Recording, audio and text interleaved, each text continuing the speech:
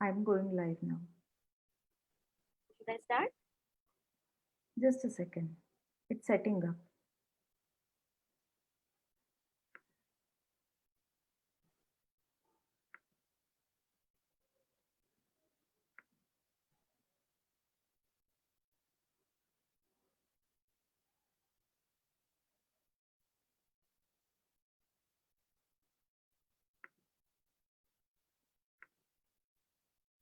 Yes. So, hello everyone. Very good morning to all of you, and hope you all are doing well. Had a little bit of chit chat in the meeting room itself, but still, first of all, I want to thank each one of you for joining us today for this exciting conversation on the Sunday morning. We really appreciate it, and thank you once again. So, guys, why are we all gathered here? I know you are excited to start the discussion, but before that, I want your permission to explain in a brief about the background of this program and education dialogue. May I? Thank you. So this story starts with lockdown in the country, that is in the month of March. Our organization, Makeshift, works in innovation sector, and by using different tools like design thinking, we help to equip the people to solve real world problems and develop innovation mindset and global citizen attitude in them. And so getting back to the lockdown time, like everyone else, we also had many plans in the month of April and onwards, but nothing happened. So it was time when suddenly everyone started talking about education as it was amongst the worst hit. And but here also there were more conversations around online education. So that time I mean, Charvari and me, we realized that this pandemic is going to affect education as a whole and not only the way of teaching and learning, but the meaning and purpose of education will also affect. And that's where we came up with this concept of education dialogue, where we just wanted to bring all the perspectives in education and about education on the same platform and at the same time. So, for our first education dialogue, we invited around 21 experts who had ground experience in different areas of education. So, from art to special education, from hands on to online, from values to technology, and from grassroots to global perspective. We brought all the perspectives here on the platform at the same time. And some of our participants from first dialogue are also present today, so maybe they can tell more about it. The idea behind this concept is to accept different perspectives and think about education and your concerns holistically, and then find synergies and work in collaboration to bring change. So, do you know what amazing thing happened after first education dialogue? I don't know how many of you are observing our work since last few months, but so since last few months we are talking about this program called Next Eduthon, and Next Eduthon is the product of First Education Dialogue. So after that dialogue, we realized that there are many things which can be done individual level as well as on organizational level, and we all can do that together and be the change. So that's how world's first community movement to solve problems in education took place. And all the stakeholders in education, like parents, students, educators, and others, came together and they started working to solve their problems. So 20 plus organizations are as a partners were there with us. They were supporting this program, and there were around 200 applications from around the globe. Around 150 got access to free educational content and resources. 50 showed their commitment, and 30 came up with pointed problem statement and solution. So around 15 of them are doing their pilots now. Others are proceeding towards next steps, and a few are getting incubation support. So we call this amazing army of change as our hope ambassadors, and we are so proud of them. Most of them are like present today also for this conversation. When most of the people were complaining about their problems, these guys came forward and took responsibility of their own problems and stood up for them. So they are the example that we can take actionable goals and solve our problems in unity. And uh, so, though they have been working on very focused areas, we are sure their work will be useful for every one of us. And we are soon planning to share their work with the world soon. So, why am I telling all this long story to you all? uh, because we think after first education dialogue we were able to learn from it, and then next edition happened. So we are sure that after this conversation also and after this dialogue also, we will be able to get some actionable goals, suggestions, and points which can be shared with outer world. And we will prepare a document about it, and I'm sure it will be helpful in some way for the rest of the world as well. So, guys, your inputs, your perspectives are precious. They are very important, and all kind of perspectives are important. So, today we have, diverse kind of stakeholders present here for this conversation, from students to parents, teachers, educators, then very senior and experienced people in this field. So let's give all of them a chance to share their perspectives. Let's listen all of them patiently and give chance to maximum people. So it may happen that you will strongly disagree with someone's opinion, but it's okay. Let's accept that also. And then we will find some, synergy, and then we will find some fit. So let's get started. Sharmili, over to you. Yes. Hello, everyone. This is great to see so many of you joining on Sunday morning. There was some problem with sharing this live session on our page, on the makeshifts page, but this is live on Education Design Network's group. You can host a watch party from there, but I faced little problem in hosting the watch party. Anyways, let's start with NEP discussion. Let's not delay it further. So so there are people here working in the field of curriculum design, coming working in the field of like policy, working in the field of like innovation. Then there are few thinking of doing something in education sector.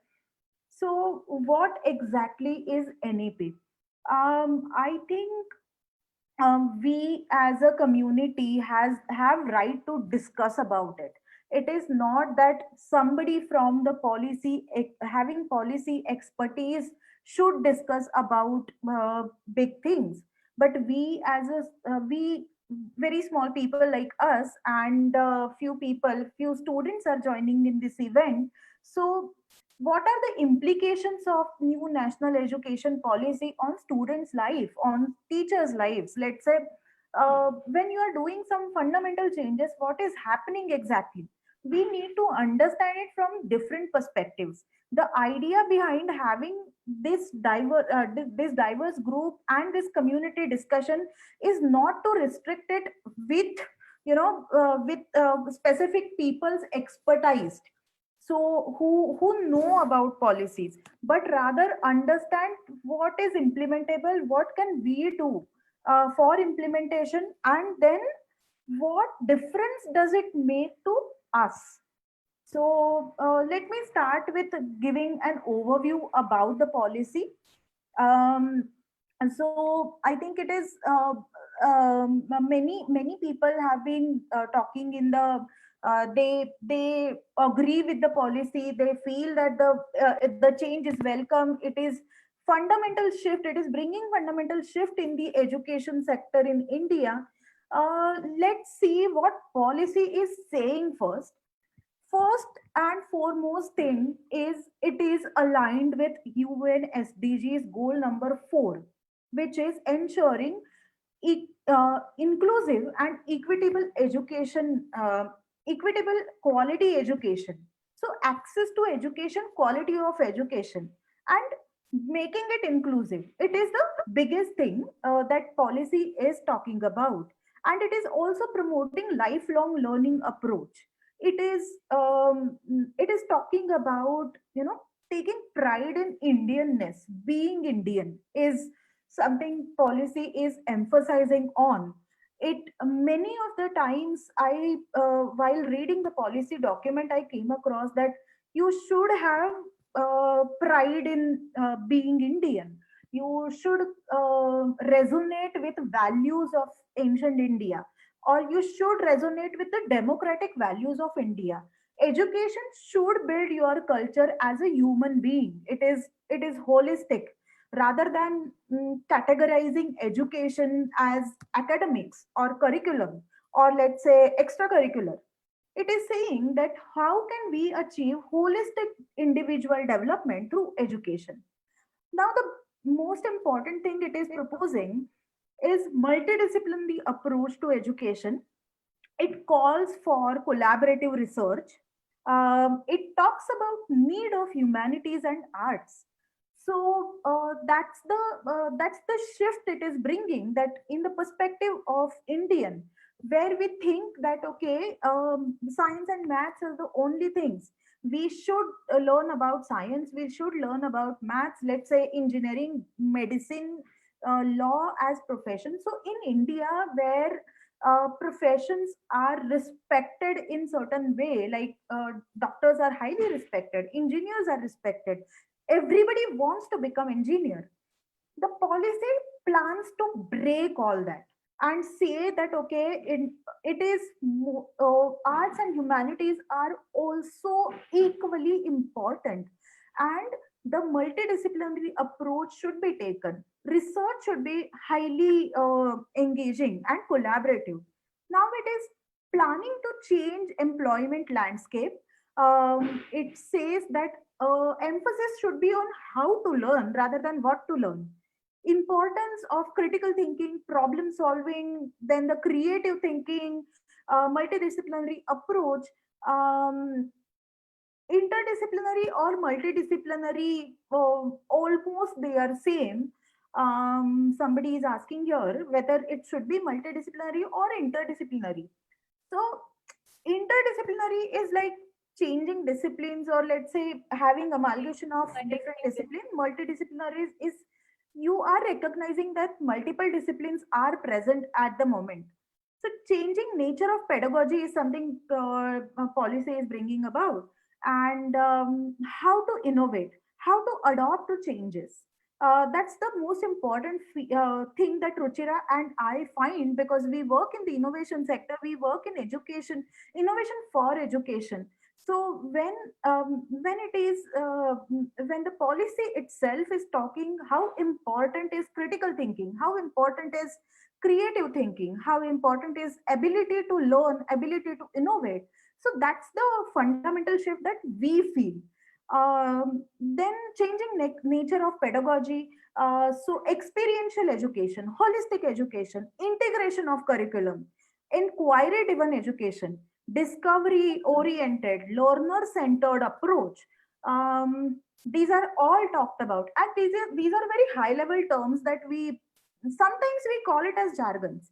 But when when we think when we put these things in perspective, when we talk that, when we say that we want to integrate them, we want to implement them in our education system, ground level, at the ground level, what are the difficulties, we will come to that. But then thought wise, it is a fundamental shift. Yes, we recognize it is a fundamental shift, but then we will also talk about implications of it. um, Curriculum wise, arts, craft, humanities, games, sports, language, literature, culture, everything has been given importance.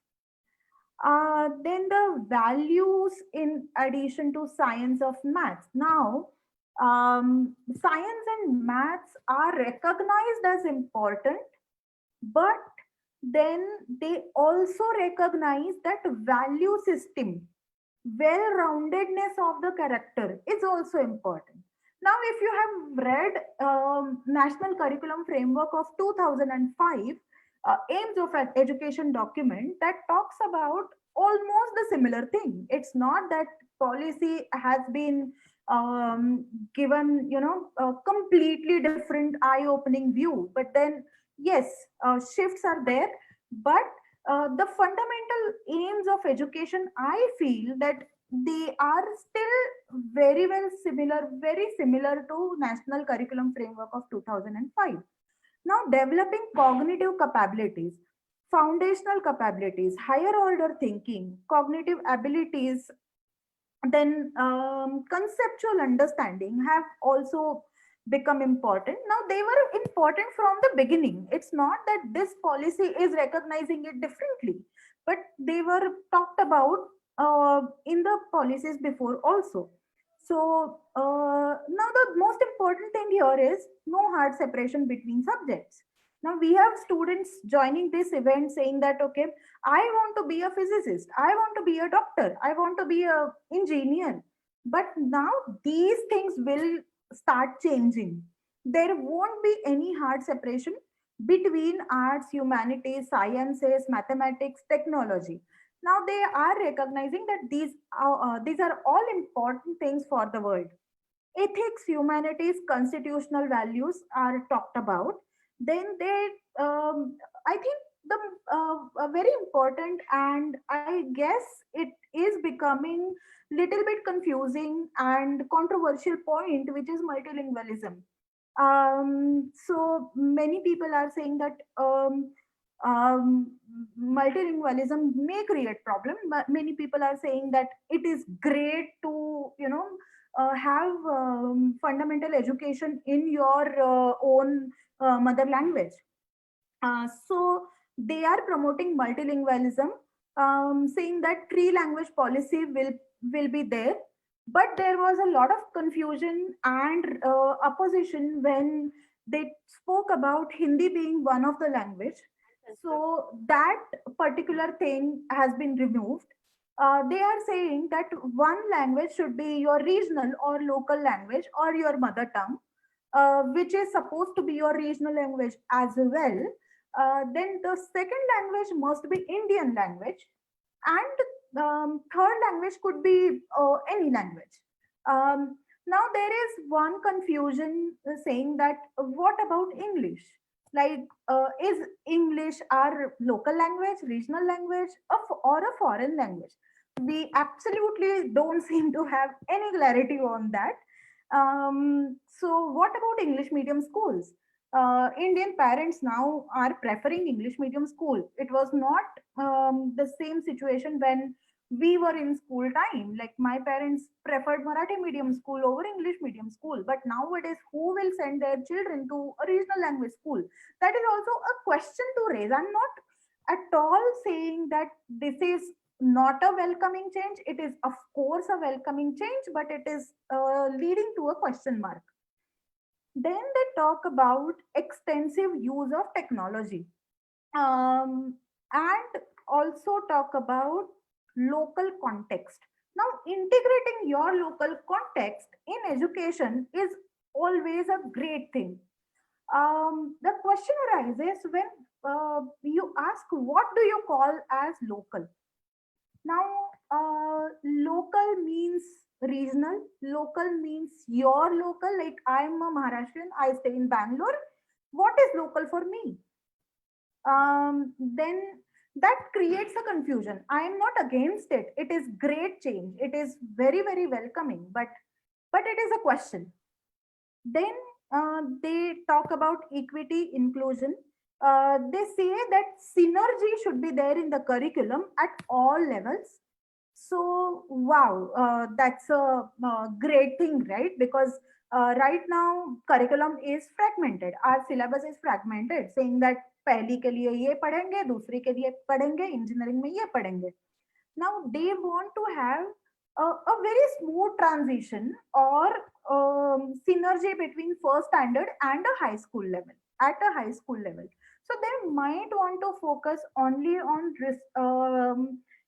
aspects related to real life problem solving, aspects which are very important in real life. I'm not really sure on how to comment on this, but let's take it as it is in the policy. teachers, they are saying, at the heart of education system, and they plan to have a teacher training for that. Now, the continuous reviews and regular assessment should be done. Outstanding research capabilities need to be there. Then, light but tight regulation system. I don't know what it means, but that's stated in policy. Quality and efficiency should be measured. Then, encouragement to community participation and philanthropic private participation. Now, this is causing a lot of debate on news. I am not sure about TV media, but I am talking about the digital media, which I personally follow. So, so many eminent journalists, they have come up with conclusion that may this policy will subtly promote private partnerships, or let's say this will create chances of privatization. Um, but but there are good and bad with it, right? Because we cannot say that, okay, fine, privatization is bad, privatization is good. We know that privatization can create harm as well as it can create absolute good. So let's see what happens. The most important shift that policy is talking about is breaking the 10 plus 2 structure, and converting that structure into 5 plus 3 4 plus 3 plus 4. Now, the preschool level, 5 years of nursery plus senior KG plus junior KG have been recognized now. Now, the early childhood was not yet recognized with any policy document before, as per my understanding. So, this recognition of preschool may bring some fundamental shift. Now, 3 plus 3. So, foundational, 5 plus 3, 3 is foundational, then 3 is your middle school, and 4 is the high school. So ultimately, they also culminate at 12th, level of 12th. But we seriously don't know whether 12th boards have been totally scrapped, or they will be changed in certain way. But 12th पे ही वो लोग भी I think fifth standard eighth standard तक, eighth तक का एक block लिया हुआ है. Then they talk about 4 years degree course, which has three levels of, I think, four levels of exit. One is a certification level, second is diploma level, third is your degree level, fourth is the research level. So MPhil program has been scrapped, and they are saying that, okay, we will bring we will reduce importance of master's degree, because the bachelor's degree itself will promote research. The main thing which all engineers, or we people were looking forward to do master's degree, but then this particular policy says that master's degree may not be, I'm not saying it is completely unimportant, but it may not be equally important as it is today. So then the activity based, multifaceted, inquiry based learning at preschool level is mentioned. Curricular framework will be developed for the preschool level. Then teacher development at Anganwadis have been talked about. Emphasis on experiential education. This is a wow factor for us. Then they talk about flexibility of choice. Because when we were in degree courses, we were in school, everything was important. There was nothing can be scrapped. Like, I did not like certain aspects of syllabus, but then I was forced to learn that. Maybe same goes with Ruchira. So same goes with all of you. Somebody hates math, somebody hates science, somebody hates social science. But now Yes, I policy will. is going to say that okay, you can choose your own courses at degree level also. They may say that okay, major and minor are different, and you can be in you can become engineer but as well as learn humanities. I mean, that's the great thing, right? Because we when we were in engineering college, we were absolutely blind to rest of the world. And this is something, this is something very very welcoming for all of us. So then the mother tongue education we talked about, then the scientific temper, logical reasoning, problem solving, citizenship skills, enjoyable mathematics, then contemporary subjects like AI, design thinking, holistic health, organic living, environmental education, global citizenship education. They have put them into, they say that it is very very crucial for us to learn them. Now, it's a great thing to welcome all these subjects, but we need to think that what can we bring in.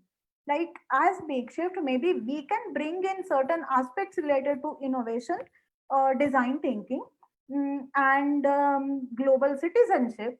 What can you as your organization or individual can bring in to strengthen this particular vertical? Localization will be focused in national curriculum framework, they are saying. Then they are also saying that transforming assessments. Now, the biggest debate with us was about assessments. Why? Because assessments are, I mean, we had rote memorization, we had very bad assessment system in the state board at least. And also I remember my papers from engineering time, they were similar. So let's see what fundamental shift are they bringing when they talk about assessment reforms. 4-year B.Ed course will be brought up. So अभी तक ऐसे देखा जा रहा है कि यार BEd course में तो बहुत ही प्रॉब्लम्स थे, अब क्या होने वाला है पता नहीं. So I think that's all I have to say right now. Let's bring more and more points in the discussion once we start discussing. Now I think Ayush is saying, actually they were talking of combining class 9 to 12 into 8 semester, conducting board exam twice a year. It was specified in that exam similar to boards will be there for class 3, 5 and 8 also. Yes, so that's there. So that's why the question mark. Why? Because even if you are scrapping 10th and 10 plus 2 system and you still have board exam for 3rd, 5th and 8th, what difference does it make? Yes, so Amruta is saying if we merge B vocational, Bachelor of Vocational Education, then what about AICTE and IIM, will it merge? Now let's ask this, let's throw this question to the community and let's see their answers. Now the skill-based and vocational learning are becoming more and more important with the policy. Let's see what we can bring in. Like we almost all of us talk about certain aspects of education. So let's see what can we bring to the table. Yeah, so let's start with the discussion, Ruchira. Yes. So Sharvari gave you an overview of the policy. So maybe she did not cover each and every point, but she tried to cover basic and important points which are right now in discussion, right? So now what we are going to do here is we will pick up one aspect and then we will discuss about it. And we will invite you to come forward and share your perspectives for the same. Okay? So how to share your perspective? I don't know how many of you read yesterday's PDF which we have sent to you, but you have to introduce yourself in one sentence. your name and what do you do in education sector. If you're not associated with the education sector, then also what do you do? And then share your honest opinion about the aspect. What difference does it make to you or your work? uh, I mean, don't think about what others will think about my opinion. Just speak about it, okay? And share your thoughts about implications and implementation. So we will request you, when you are sharing your thoughts about any of the given point, think about and from implementation side also, implementation aspect also, and try to share that aspect with us. And please articulate whatever you are going, because we have so many people here in the room. So for each and every topic, we would like to have 5 or 6 opinions from people, and for that, we will give only 2 minutes to one person. So please be precise with your ideas and your perspectives, and please accept whatever ideas and perspectives are coming on the table, and then we will have a discussion around it. Okay. So after discussing all these things, I would really like to ask you all, what's great about the policy according to you? What do you think? What is great about the policy? Yeah, raise your hand and I will unmute you. Yeah, yeah. Instead of writing, we would love to hear it from you.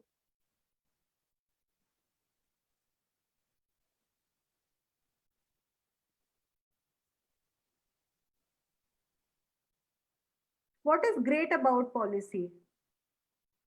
What did you like about it?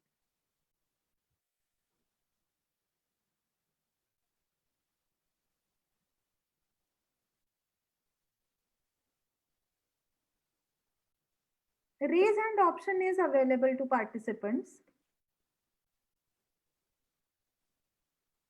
Certainly, 2 participants have already raised their hand. Yeah, I have unmuted Vidhya and yes. Yeah, Hi. Vidhya Rajan here. Hi, my name is Vidhya Rajan.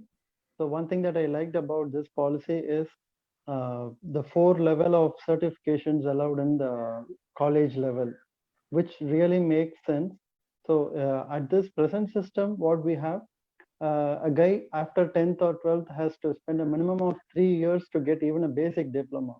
So that is now broken, and this will make the youngsters to get into employment very quickly than the present system. Thank you. Yeah, thanks. Ayush. This policy is encouraging multidisciplinary approaches to education and research in bachelor's programs. So I feel that is the best part of it, because what India was actually lagging was research. In every field, we were only confined to technical education, and there was no much priority of research. So now I think this is the thing that is the best. Yeah. Shweta.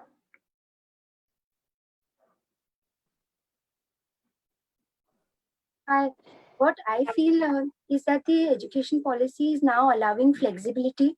So students can now learn one thing and do something else, which is not the main focus area, but it is related to their interest, so they can pursue that as well, which is very prevalent in the Western education. But this is now coming in the Indian system also. So probably what I see is this will make the students job ready, because we are having theoretical knowledge, but we are not having practical knowledge. So a student will get to use a variety of elements in their study, and then be a little more job ready when they are going in the field. So I see that as a benefit. Thank you. Anyone Good else? morning. It's Manisha this side. Hi. According to me, I think this policy is going to make lifelong learners, and teachers will convert to facilitators. It means they will be there to guide the students, and these students are going to use their brain and they will bring innovative idea and they will bring something different, as Shweta was saying that when now they are going to work practically, it means we are going to give them the question and we will tell them to do the research work and find out the different ways to get the solution, and these different ways of to get the solutions is going to make them a knowledgeable person, which I feel that we are now coming, or you can say we will connect ourselves with the global education, because right now we are lacking behind because we are just working on learning the thing and writing it in the paper, but that is going to work on different skills. Okay. Thank you. Thank you. Manva? Hi, my name is Manva. I'm a PhD student at ISER Pune. For me, or according to me, the best part is the 4-year B.Ed program or the focus on teacher training, because everything, the way our system is and the way they want to change the system, but still pretty much a lot of it is in the hands of teachers. And if we make better teachers who really are facilitators and not just teachers, that would be great. So that focus given in this policy is the best point according to me. Thank you. Thanks. Thank you. Shivani?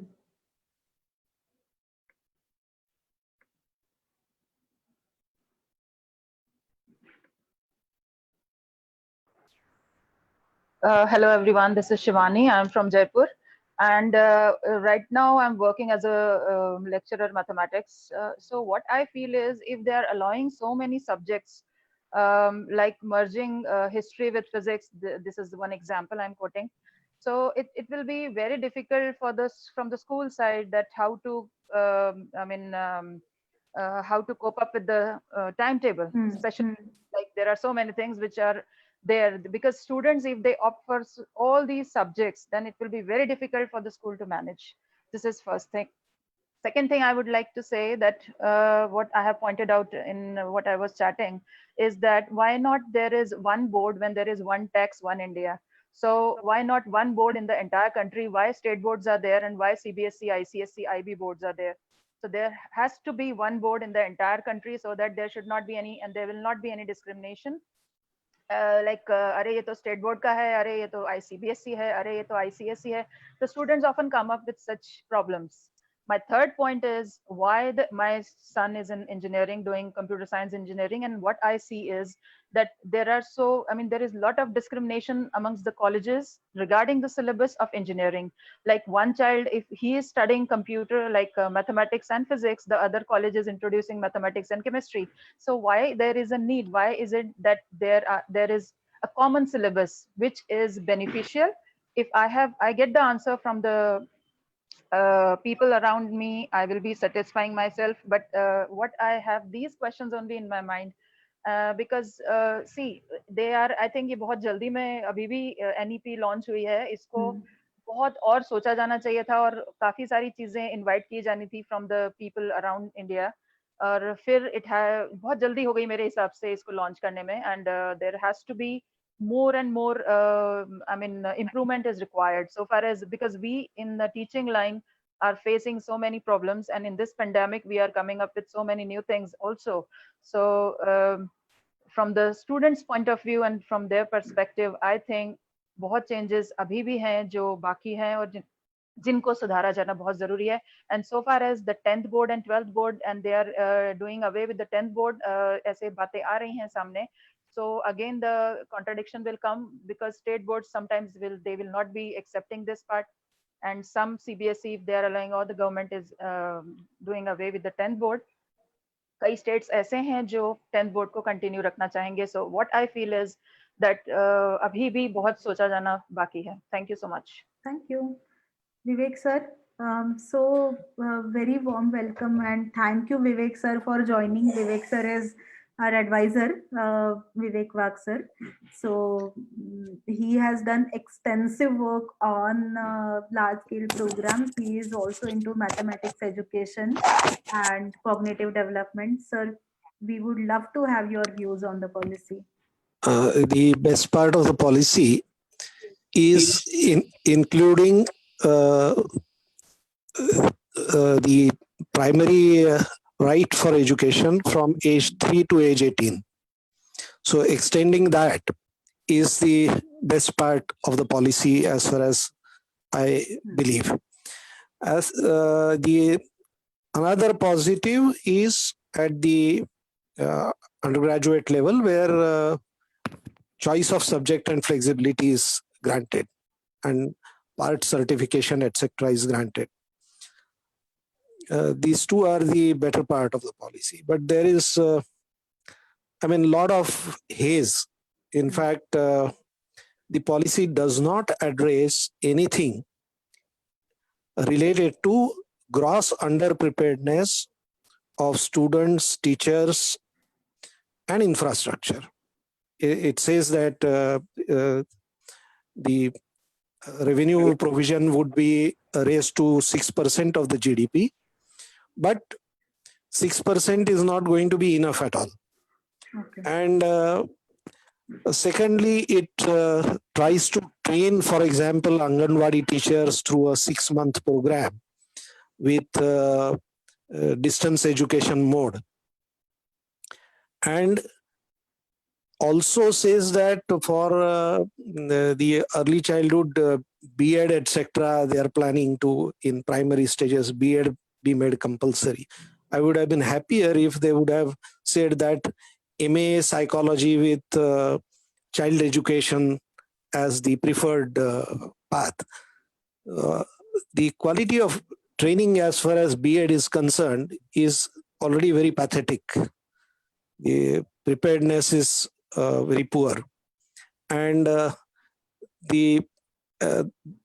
is no strategy as far as major things are concerned, like training of teachers or any other aspect, that because the strategy is right now similar to whatever large scale failed programs are there. For example, Joyful Learning, DPEP, they all have been implemented. And what they wanted to achieve through those implementations, or what were their expectations to achieve through those implementations, have hardly been met anywhere. So even the situation is very understaffing of the district education centers and cluster education centers and things like that. So it's just, I think, a policy document with these two changes which are more significant for me. Rest of it, a lot of more detail will be needed as to evaluate anything there. Thank you. Thank Thanks, you. sir. Thank you, sir. Dr. Sanjay Parashar. I think this is the last perspective in this for this particular question, and with this perspective, we will move ahead.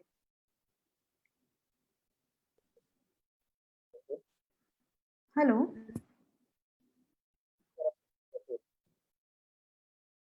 Are you speaking, sir? You are not audible. Okay, let's move ahead, I think. Sharvati, on Facebook Live, there are a few answers, so I'll just read. So Anjali Ayush, she is a professor for management. So she's saying students can take drop from their regular courses, take break for 2 years also, and come and join your course again. I think this is a big advantage. Research students can concentrate more on their research projects because of this thing. So yeah, so I think we'll move ahead to our next question, second question. So next question is, what could have been better in the policy? So we have got some of the answers in the last question itself. But we will request you to stick to the question so that we will cover all the aspects. So yeah, what could have been better in the policy? So Ruchira, there is one comment in the chat box. Guru Prem Kapoor is saying that this is launched to deviate you from the present school problems This is sort of vision document, not a mission document. Mission is hidden. What about training of exciting teachers? Lots of things to discuss. Yeah, so okay. So, Guru Prem sir, would you like to, share your views? Anyone else who would like to share their views? What could have been better? What is going wrong? What you didn't like? What are you concerned about? Okay, Ayush is raising his hand, Shivani. Okay.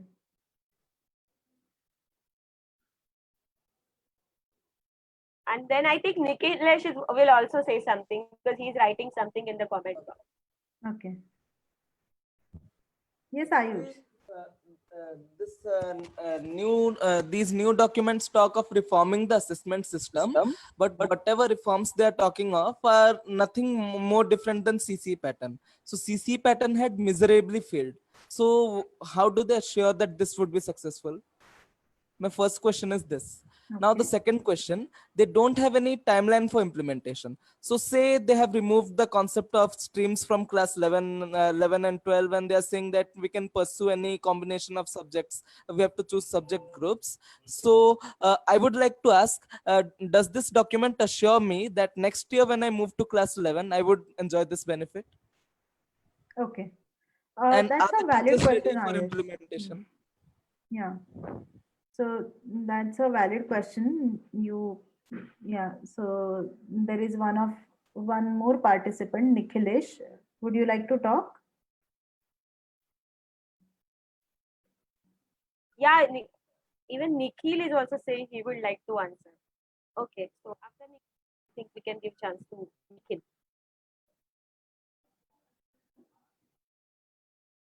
Okay.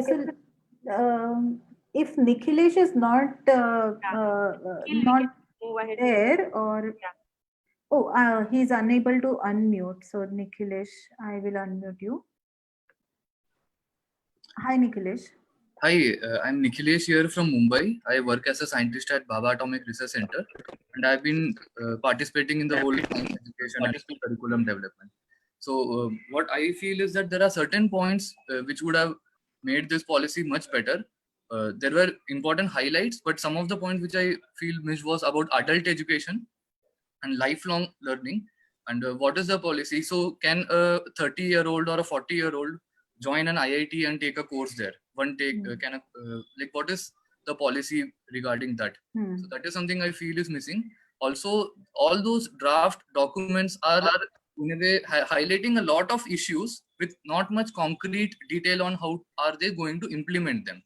So we are now so much used to slogans, especially me being in the government department. I'm so much used to slogans with hardly anything changing much at the ground level. So, but in case of education, what I feel is that we can take this document and approach schools and say that, see, this is the new education policy.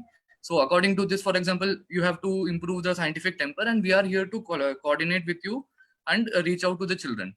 So will the new policy encourage the schools to entertain us individuals or like other groups of educational innovators and other people who are part of the NGOs? There can be different schools who are collaborating with each other. Can this policy, in what way is it incentivizing the schools to actually implement that? Or else this will be just the way our fundamental duties are. We all know it is listed, but following it or not is finally up to us. So what is the incentives for implementing it? So that should be included in the thing. Actually, I have one request for all the participants. When you are talking, please switch on your video so that we can have your picture. Nikhilesh, can you please switch on your video? That's a great perspective, Nikhilesh. So that's what about we were talking, right? How you can take a part in this thing and how you, for implementation, what solutions you propose to this thing. Okay, I think he has switched on his video, but we are still not able to see him. I think there is his hand on the camera. Okay. He's hiding his face from us. Yeah, see. Hi, Nikhilesh. Hi, long time man. No. Nikhilesh, you will have to speak so that I You are on can take mute. your Yeah, video. you Oh, are on oh, mute. oh, oh, again. Okay. Yeah. So yeah, so my perspective was that regarding the implementation part, it's partly again the onus is on us, the people. We cannot expect a policy document to bring about the changes that is needed if we are not uh, shifting towards a participatory democracy. So Okay. this whole centralization is has to be, it not in a way not just countered, in a way complemented, because at local level we the people have to reach out to the schools nearby, the people who are educated, and at the same time the schools should be incentivized so that they allow us to like entertain us in that way. So if we have some new methods, then where are we going to implement? So when that questions comes, this policy document should be something which encourages the schools to implement and maybe incentivize them, that they will be providing some financial support or some grading system so that these schools are valued more or known for these like star systems, like just like we have for kids. So in a way there should be something which is assessing the education system also. So that is something which is missing, I feel. Thank you. Thanks, Thank you. Nikhilesh. So Prisha is saying something. She says, although I haven't had a chance to read the policy carefully yet, I suspect that what could have been done better might be pointing out the pluses and minuses, acknowledgement of the difficulties of implementation, along with clear explanation of how the challenges can be overcome. Perhaps this more detailed discussion could have been in a appendix so as not to weigh down the basic outline.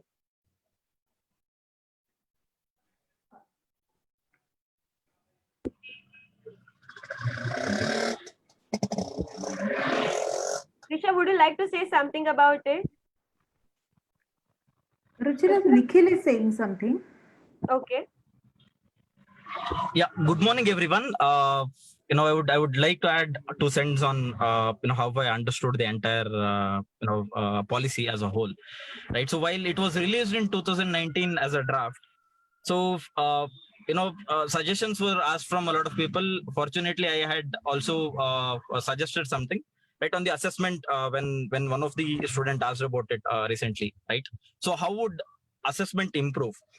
So what happened before was that there is curriculum board, which is NCRT, which would say we'll have to develop a lot of skills, which would say we'll have to develop a lot of critical thinking and all the cognitive abilities they were speaking about. When it comes to the examination boards like CBSE, so it actually did something else than what the actual curriculum board said, right? So there was no coordinating body in between. So today, when you look at it, there is a body created which is known as Parak. So, which is an excellent body which researches on assessment, which basically forms guidelines on assessment of all of these things, all of the curriculums that are there. So, Parak actually makes a difference in the entire policy, right? So, and also this measures. I mean, someone was mentioning we should accredit each school, we should grade each school. I think Nikhilesh was mentioning that. So that system is already being started. At the same time, policy is just an intent, if I may, right? So it is intent of government, which or a target that government has placed. The devil actually lies in the detail. How it is going to be implemented. For that, I think we'll have to wait and see how it will actually be implemented. Other than that, the intent wise or the target wise, it is an excellent target if we are able to achieve it. But again, NCF for 2005 was also one of the excellent document that was there as a policy, right? But the actual implementation, when we look at it in 2020, is 50% of the entire nation haven't even followed the NCF 2005 after 15 years. So devil actually lies in the detail of implementation plan. Then on the policy is what I would like to add in. Thanks, Nikhil. That Yeah. was a good insight. So, yes, Ayush is saying, I think the policymakers should take suggestion from main stakeholders, that is students. So that's where design thinking lies in the policy.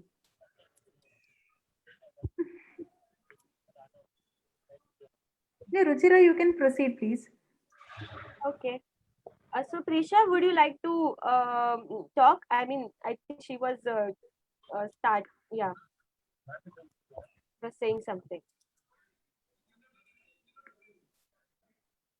Okay, I raised the possibility, as I said, though I have not had a chance to read the policy carefully, but I know that in so many proclamations, let's put it, of new policies, you're going to do this and it'll be done by such and such a time and so forth.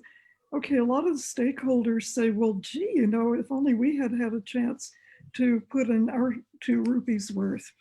So as an instructional designer, what I would like to suggest to all people who create, whether government or school or classroom documents like this, is think ahead to what all the people who want to implement your policy would agree with, but also look on the other side. What do you think your enemies might say?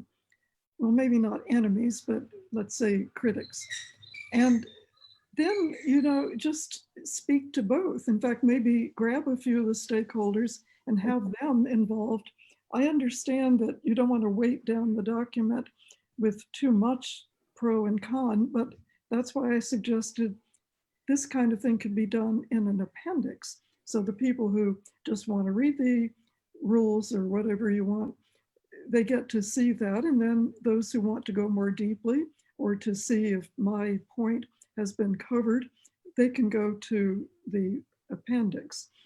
But I think it's wonderful that we are having this discussion. Maybe we can send our recording or our minutes to the people who came up with this in the first place. Yes. Thank you, Prisha. Thank you so much. So with this, we will move ahead to our next question. So we are talking a lot about innovation, and this policy focuses a lot on innovation. So we would like to know your inputs and your views on scope of innovation in education at all levels. So what new can be done? Yeah, what new can be done? So basically, the definition of innovation here is what new can be done. Like from people like us or people like you, or you know, at a student's level, at teachers level, what steps can be taken? I'm not saying that you are proposing something to the government, but then let's say that we are thinking of changing something, then how to make that change? Yes. Like teachers' attitude, say students' attitude, parents' attitude towards looking at the exam system. Even to, like as Nikhil said, even to implement this policy, what new and innovative things they can do, or maybe we can do for all levels of education. Okay, Nikhilesh is saying gamification of learning and assessment. I think Nikhilesh is already working in that area, right? We have around 50 people here, so we would really like to know other people's perspective as well. Okay, Monali is saying invite a second round of comments and suggestions from public. Okay. Vivek sir wants to say something. Yes. The basic aspect about it is for innovation, there is always a scope. There is in fact infinite scope for innovation at every stage. Yeah. For even early childhood or primary children, we don't have books in local languages, good quality books. Some of these books may be generated by the children themselves, illustrated by themselves. But a teacher or a facilitator can write those stories. Every child tells a lot of stories when the child comes home. Every day is full of stories, particularly in the early childhood days, up to 6th, 5th. And then the children stop talking less at home. They don't narrate those many stories even to their mother or father gradually. So, but up to grade 5, most of the children talk a lot and they have so many stories, so many things to say. And most of those are of interest to others also. It's not that the story concerns only that child. That story is of interest to several children, even parents and teachers. But those stories are not documented. If that documentation is done, we will have a lot of reading material as well with local dialects and local stories. So that's one of the basic ways of innovation. Experiments that can be performed with resources that are around. A leaf can be a resource. A piece of paper can be a resource for even undergraduate physics experiments, leave alone school experiments. So the resource and using that resource innovatively requires a lot of thought. And that thought can be built only through a lot of community participation. So there is definitely a scope for innovation at every level, each and every level, right up to the PhD level or whatever research level, things like that. We should utilize that. Thank you. Thank you, sir. Anyone else who would like to share their perspective on this topic? Monali has mentioned something. Invite a second round of comments and suggestions from public, students, parents, and teachers. Ganesh is saying skill test design. Ayush is saying the document states that the curriculum will be reduced to focus on critical thinking. But I doubt if this is a good move. They should instead branched out the course. Okay. Okay. Anybody else? Anything else about innovation which comes to your mind? Atul is here.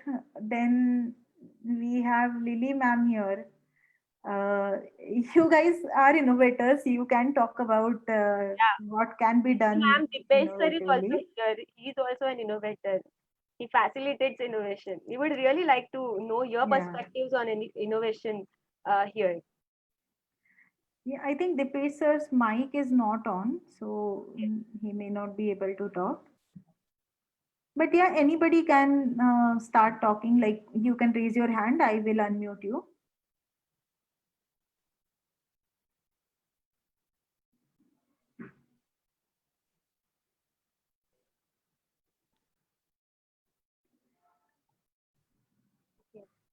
Navendu wants to say something.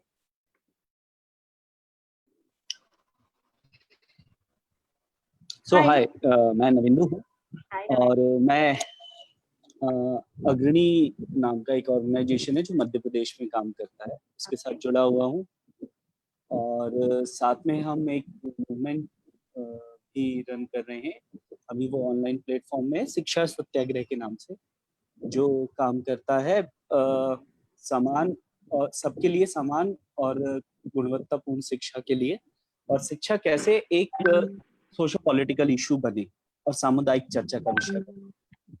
तो इस पर हम काम करते हैं। मेरा इस policy को लेकर कुछ चीजें हैं कि ये पॉलिसी एक सिटीजन में डेमोक्रेटिक वैल्यूज और कॉन्स्टिट्यूशन वैल्यूज की बात जरूर कर रही है, लेकिन वो स्कूल्स में कैसे आएगी इस पर बहुत फोकस नहीं है। स्कूल्स में जो स्टूडेंट पार्लियामेंट बाल सभाएं हैं, इनको कैसे स्ट्रेंथन किया जाएगा, स्टूडेंट पार्टिसिपेशन, कम्युनिटी पार्टिसिपेशन कैसे स्कूल्स पे बढ़ेगा, वो एनवायरनमेंट कैसे बनेगा जो इन वैल्यूज को स्ट्रेंथन करेगा, उस पर ज्यादा फोकस नहीं हुआ है।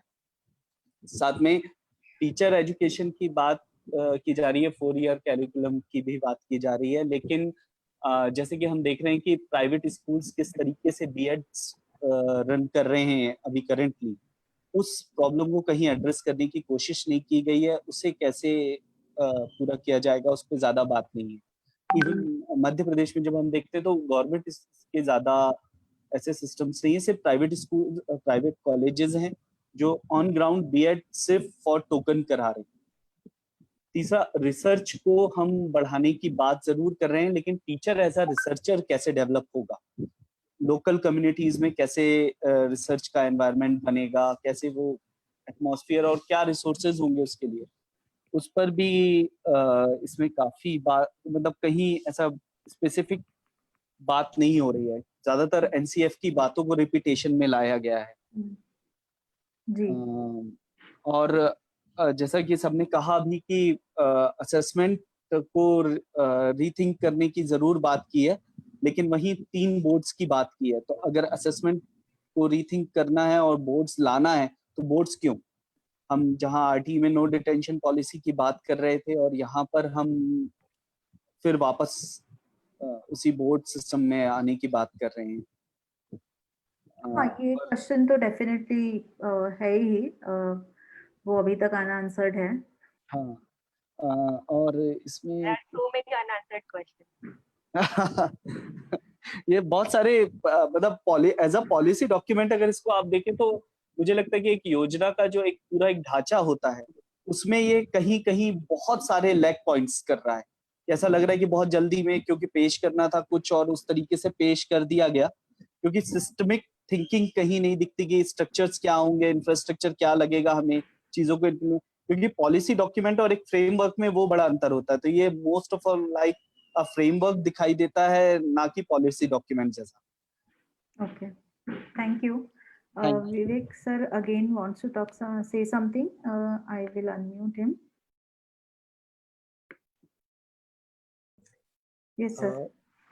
ये बीच में जो पॉइंट रेस किया था कि सिलेबस अगर कम किया जाए, if the content is reduced, then it affects. Reducing content generally does not affect learning abilities and development of skills. Even if you learn one area, learn to explore one area critically and in a good way, that experience can be carried to learn many other things.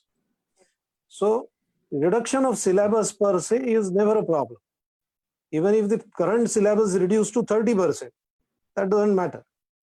But the way we cover that 30% and how we lead this student to think, integrate it with whatever knowledge base they have and with the surroundings, that is what is going to matter. Because I think Ayush had said something related to that. So that was the comment. Sorry. Yeah, so Ayush is again here raising hand. He it's so interesting to see, 10th class student is reading all these documents and talking about them. Yes, Ayush. Perspective, having strong perspective. Ma'am, in this document it is mentioned that the nature of bachelor's degree programs will be changed, and 1 year will be certificate course, 2 year will be diploma course, and so on.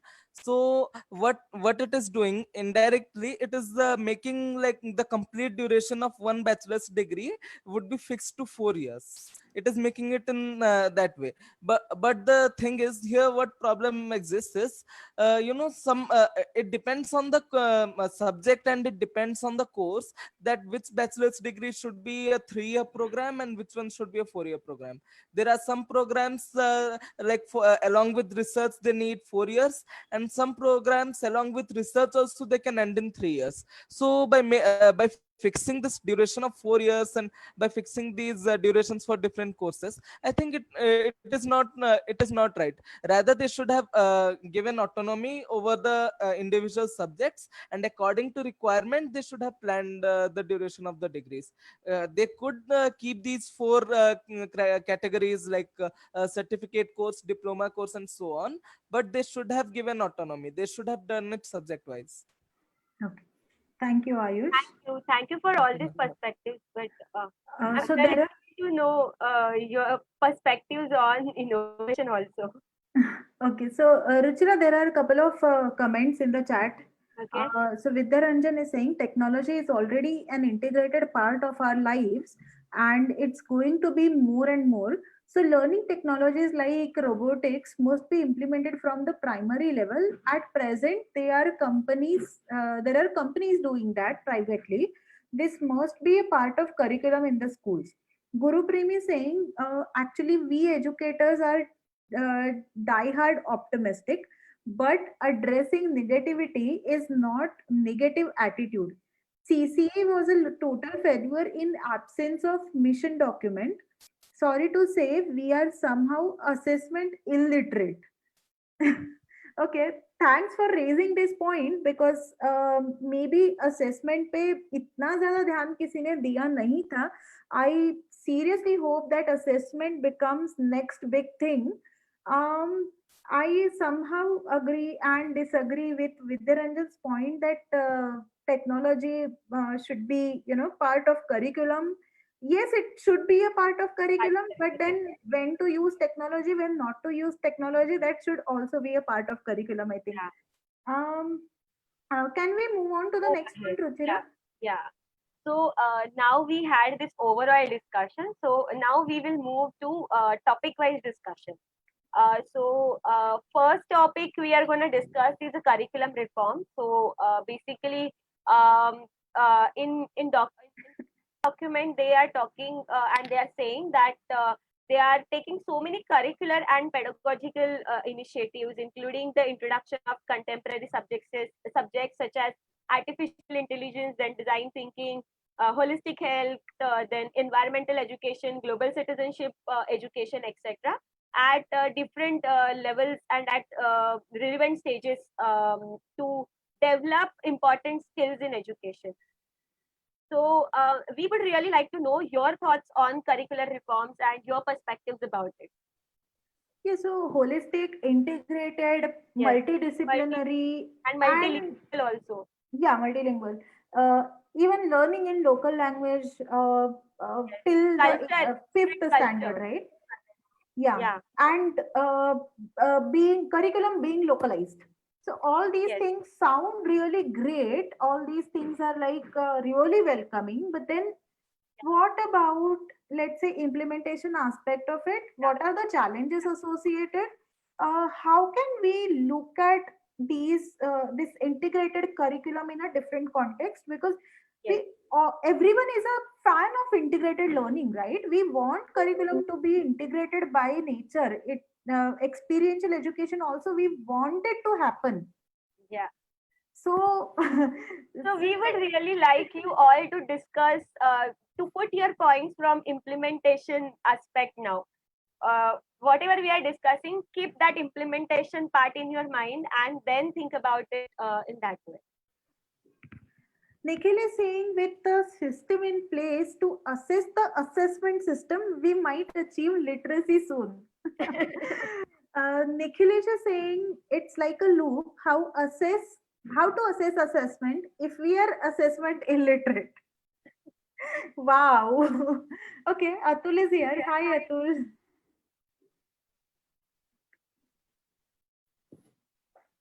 Hello. Yeah. Am I audible? Yes. Yes. As Ruchira said, I want to put my points on designing curriculum. तो अगर ये देखा जाए NEP के perspective से, तो India का largely part of student जो है अराउंड 1.7% जो स्टूडेंट है वो डिफरेंटली अबेल कैटेगरी में आते हैं.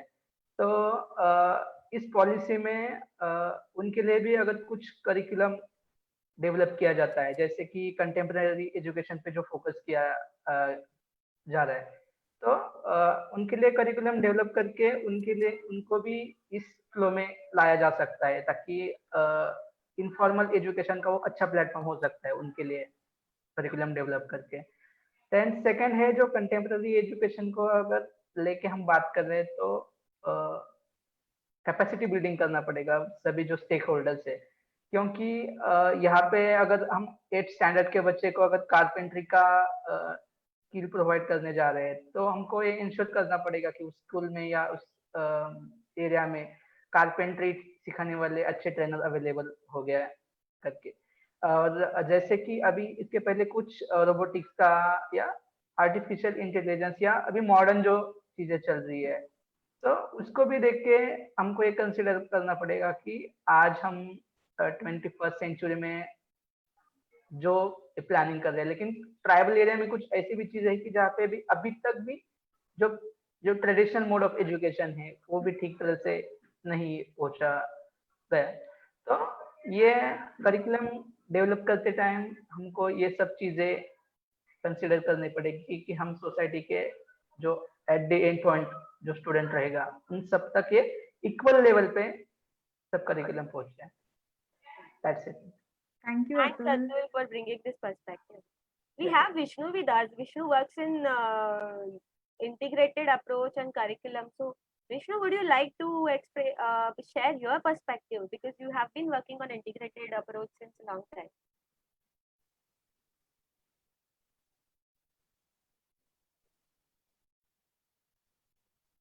Unmute him, Shalvari.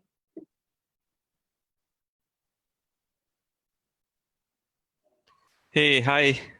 Hello. Hello, everyone. This is Vishnu here. I'm a naturalist, an educator who specializes in integrated and natural learning methods. So I was just listening to everyone before I put in my points. So here, what I am seeing is that there seems to be the main gap. You know, they're trying to fit in everybody into under one particular umbrella, but it's not really working out at a very I think Nikhilesh mentioned, it's not working out at a very grassroots level. Basically because as I said, this is a national level scheme. So we need to look at it only as the outside framework and see how we can implement it with modifications at a local level. And of course, nobody's told us not to give feedback to them. So we need to be very active in giving the feedback to them. With respect to integrated education, first thing is, it's okay when we say, integrated learning methods or multidisciplinary or, all the other disciplinary words. The thing is that the first thing what we don't do is we don't realize where we are applying it in our lives and where we need to tell whoever we need to tell that where it is applicable in their lives. And some of us mentioned earlier that we need to look at the daily life examples from wherever we are. If I'm in Bangalore, I will take something from Bangalore. But if I go to a small village, I'll have to make sure that I observe and explore that village before actually trying to connect with that person by giving a random example. So, but when it comes to integrated learning methods, so first thing is applicability in their lives locally wherever they are, then slowly develop it to bringing it to a regional and then a national level. Only then they will understand where this is going to blow up to. If you're talking to a tribal kid about something that happens in South India, something that happens in Jammu and Kashmir, he may not be able to understand. But when we look at something like bringing in technology, again, it may not be applicable to that child, or that even if it's adult education, it may not be applicable there, because you have so many other infrastructural, minuses over there if you're going to a tribal community. So, the methods and whatever other things that you're thinking of, pedagogies or andragogies that you're thinking of putting it within this framework, we'll have to really look it at a very local level. Okay. And then build it up. And throughout, the feedback going back to the policymakers should be constant. Okay. Only then that they will know that, okay, something is working, something is not working, then they will also change it. So it's an ongoing process. It's a long-term process. First of all, they took a long time to accept it and now changing it. Now it's up to us to collectively work together, like how we are doing right now. We discuss about it and we implement it locally, and we take it up and constantly give feedback, and only then we can actually move it to a much better education system. Thanks, Vishnu. That Thank was you so much, fantastic Vishnu, for your perspective. Is there anyone else who would like to share their perspective for this particular topic, or we can move ahead? I mean, there are so many who work in preschool education also. So,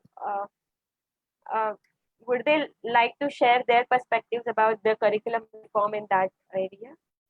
I think Lily ma'am wants to say something. Yeah. Yeah, yes, good afternoon, everybody. Am I audible? Yes, Yes, ma'am. very much. Yeah. So I am really happy that we have come together to share our views.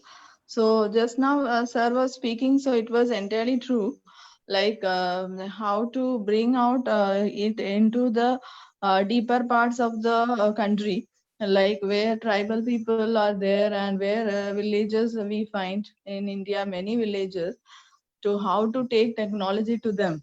So it is really a challenge, but the policy has given some foundation or some principles. So we will start working on it. Okay, as there are now, like I am an ATL in charge of my school. So through the technology lab which is established in our school, so we can slowly reach to the people, local people, where they don't have such facilities. And if many schools, those who have this ATL facilities and all, they will work. Surely we will be able to reach part where like facilities are not there. We will try to communicate with them, go and organize some programs, some workshops, reach them, give them some education about this technology and all. And surely the standard of education will come up. So recently I had a discussion with my school students. So they are also happy about it. So this is from my side. Like when I was taking class, then after my class is over, I was just talking to them about this policy, and they were all, the first thing they were all happy is about there will be no exams in class 10. So it will be a 4-year long course from 9 to 12, and then only they will be giving exams in class 10. So this is really a challenge. Ma'am, you are not audible. I am the only one who is facing it. Okay. So, Ruchira, there are few things on chat box, so I would like to read them. Yes. Ganesh is saying blending leads to integration, not bolting. Amruta is saying integrated learning seems nice, but what about implementation? Then need uh, they need to design the curriculum according to need of the stakeholder. Rushikesh is saying, I don't know how multidisciplinary at the higher education level work. For example, I did graduation in social work, but if I wanted to study science subjects during my bachelor's, how could I have done that? I may not have understand anything just by sitting in physics class since I have no science background. Amruta is again saying creative pedagogies can be used like natural learning, activity based learning, experience based. Ayush is raising point. First, we have to train the teachers. All this was suggested in NCF, but it was not implemented. Then Atul is saying we need to apply think globally, act locally approach for curriculum and pedagogy design. Nikhil is saying there is also a major part of SCRT in the implementation of the policy. NEP has to be considered a framework as a framework document, and state specific policies must be drafted. NEP also talks about this. Then Seema is saying, please explore Diksha for pedagogical practices. Ganesh is saying, how can we achieve inter-subject integration? I would really like to understand views on inter-subject integration because that's the hot thing right now. Amruta is saying there are private training institutes who run their teachers but government training. I have experienced that passive approach of government teachers towards training, because training programs are not structured and revised. So many perspective. Anjali ma'am wants to say something. Hi ma'am. Hello, Sharvari and Ruchira, both of you are doing wonderful work, really. You are trying to give different format only to education. So, as outset, first, really, I want to congratulate. We would like to see you. Am I audible? Am I audible? You are audible, but you are not visible. Oh, no. Okay, chalo. Hello, everyone. I heard one point raised by Ayush, and as I'm from teaching community, so I would like to share my views. What that student said is absolutely right. What happened inside that room, conference room, exactly, let me share with you. With great courage, I'm sharing with you practically what happened in that meeting of syllabus formulation. There is a specific format or body or rules are mentioned. You have to go through certain procedure. Community members will be there, representatives from different sectors, different areas you have to appoint on that syllabus formulation committee. Now what happened in meeting, really these industry, people from industry, people from different social areas, those who are working for various causes, they also come very actively with their views and opinions and they share their ideas.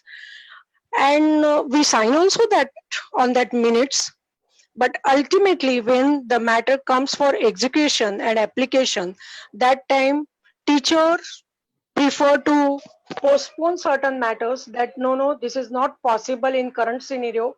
We'll think about afterwards. And again, the same thing is continued from last 15 to 20 years. Let me tell you, I'm in teaching fraternity. The same syllabus I'm teaching from FY, SY, TY. If any change will take place, that only FY syllabus will go to TY, TY syllabus will come to SY, SY will go to FY.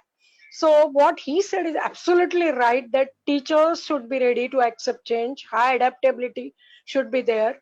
And if not, then literally suspend them. You have to make certain things compulsory in India at least. Then only people will accept that. Otherwise, ऐसे ही चलता रहेगा 10 साल 20 साल, new education policy will come. Then also nothing will change. At ground level, everything will remain same. So mindset of parents and mindset of teachers also. Parents also. Now see what will happen when this language rule has come. You just wait and watch what will happen with the schools like IB schools, Ambani schools. You go and we have to wait. Analysis.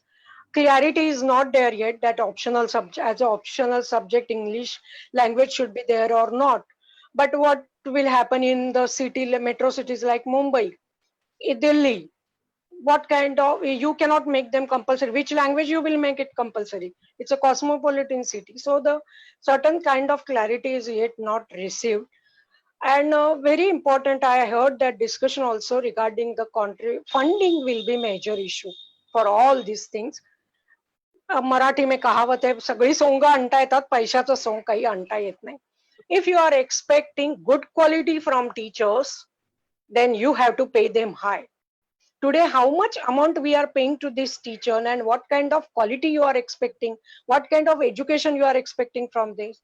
We are giving hardly 350 rupees per CHB class of per person per lecture in metro cities for undergraduate courses. For professional courses, let me tell you, students are paying the fees at very high amount. But colleges are not ready to pay high amount to visiting faculties. And so because of that, we require to appoint the teachers who are ready to work on 300 and 350, whose salaries are less than my sweepers also. So what kind of good quality teachers, Ayush, you are asking? Do you know how much salary your teacher is getting? Is the government is ready to make payment high, to raise their payment? Government should be ready to spend at least 8% from the GDP on education. Even on healthcare system, what happened? From last many years, we are just arguing on these items, points, but nothing is coming out. And it is not possible for government to spend 7 to 8% from GDP on education. Then you have to rely on privatization. PPP model actually is expected, but nothing. Privatization will be there, and that will be profit-making business. We don't have objection for that also. Let education be a profit-making business. ठीक है, पैसे के बिना free में कुछ नहीं मिलता. It's better that pay, but after paying also, are you getting good quality of that education? Are you getting placement guarantee? Even after paying 90,000 for UG course, I knew this such type of examples that they are still struggling for the jobs. They have completed their education in the special domain, banking, but still they are not getting job. So we have to stop this, that whatever skill development courses, employability courses, but whether in that specific sector, job opportunities are available or no, such type of coordination should be there from education sector to all these sectors. So lot of work we have to do, everyone, even from society, from parents also, we expect lot of cooperation. Now parents are also responsible. They are behind the marks and grades. Today also, my results are out last week. Students, those who have failed, I'm getting call from parents that how can my student fail? I can show the paper if nothing is written, but that parent said that no, my child will commit suicide if you will not. So we need to change mindset. सब कुछ आप government और teacher पे ऊपर छोड़ के भी नहीं होगा. भले एजुकेशन पॉलिसी कितनी भी नहीं आए, कितने भी इम्प्रूवमेंट्स आए, but still mindset of parents should be changed. I think so. मैंने लेक्चर ही दे दिया. You people may be getting bored. But मैंने रुचिरा को बोला था, if I'll come here, then I will talk. Still, I controlled myself as a government officer. I cannot speak much on public platform, but you people are my friends, so that's why. मैंने सुना सब कुछ. I was hearing and I was not able to control, so I stopped my work. I was busy in another Zoom meeting, admission work, and I took exit and I entered here. So sorry for taking. Thank you so much for this perspective. Like this is a ground perspective, because you are into that field. So this perspective means a lot to all of us. Thank you. Thank you. A lot to all of us. Thank you so much for joining us today. So Prisha is saying something. Prisha is saying, I concur with Anjali's comment that important behavioral changes need to be made compulsory, but at the same time point of what's in it for me, for those whose behavior is required to change. Compulsion of educators without understanding of the reason. Wait, I missed that comment. There are so many comments coming. Okay, compulsion of educators without understanding of the reason why it should be just as problematic as for young students. Lily ma'am is saying yes, true. Amrita is saying quality teachers are not getting opportunity. Ruchira, Ganesh wants to say something regarding integration. We missed this point earlier. Okay, yes. Yeah, good afternoon. Good afternoon. Good afternoon. See, my background is something different. Okay. I represent technical education system of Maharashtra state government. I was part of Polytechnic. I'm Ganesh Dalvi. I worked in the area of integrated curriculum over almost 5 years. Again, it is related to technical education, but I am trying to collate that experience with school education. Okay. In this new policy, we talk about foundation, preparatory, middle, and secondary levels, where we expect some skills and competencies are to be developed and outcomes are to be achieved in this curriculum under this framework.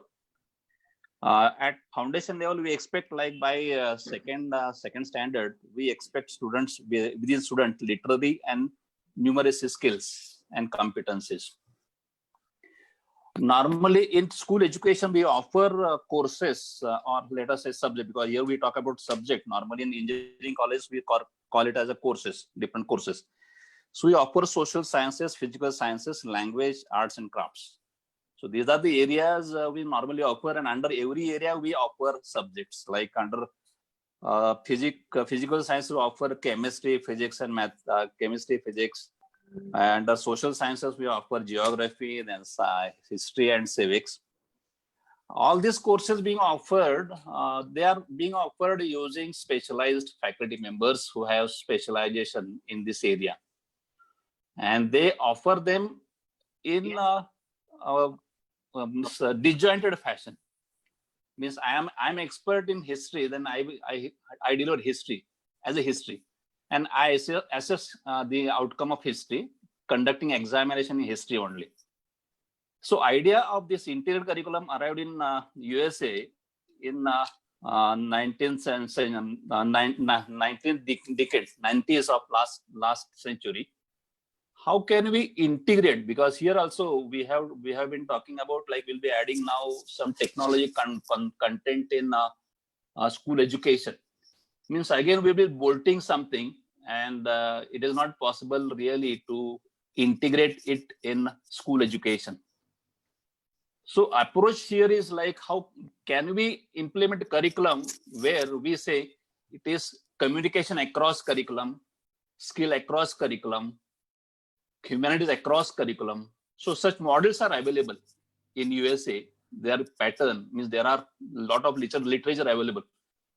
Whether we treat two courses together and deliver them using this what do you call this as a team teaching? Like, I'm teaching mathematics and somebody is teaching physics. Then it is possible to deliver these two courses in team teaching. Whether in physics I'm going and I'm teaching along with physics teacher, team teaching kind of thing, so that I complement and he complement for my comments about mathematics and physics. So similar kind of integration I'm talking about. And there are many models like duet or triplet kind of courses, putting them together and then delivering them together. And here really training part is very essential. Like, normally teachers follow their course, follow their subjects in isolation. They never correlate his course with other course teacher. Whatever he delivers, that linking should be there in between two teachers, in between number of teachers.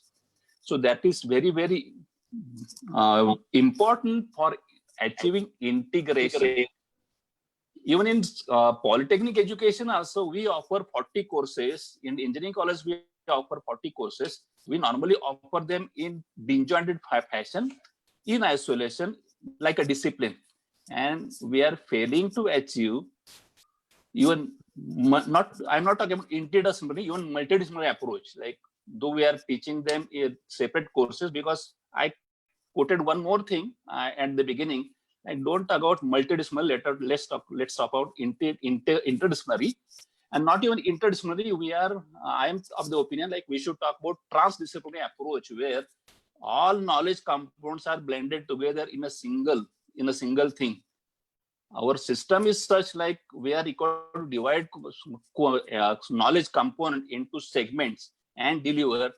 Due to that, we are disintegrating entire knowledge component into course or subjects. But due to which student is suffering like anything, and all problem solution, maybe societal solution or industrial solution, they are interdisciplinary nature, they are transdisciplinary nature, but we are failing to deliver accordingly. That's why we are failing. That's why our engineers are failing. That's why our all professionals are failing. They are not in position to solve problem right at the beginning when they join world of work. Over a period of time, when they get trained, then they gain this insight, like, I am not supposed to use the theory of machines and design in isolation. I am supposed to deliver theory of machines, design, then thermal engineering, then fluid mechanics together in given situation. That situation is interdisciplinary nature, but we deliver in multidisciplinary approach. So that is a big problem with our system in India. And that's what we have to really hit. We may be having more number of reforms again and again, but way teacher deliver. When he delivers in team. That is a team which delivers in school also. Like, one teacher teaches social science, other teacher delivers physical sciences, other second teacher delivers languages, but they are together. We should deliver, and that togetherness need to be achieved. So that is the crux of matter here, that I want to what I was intending to highlight, because right from the beginning, I have been hearing now number of people are raising many things, but nobody touching this particular point.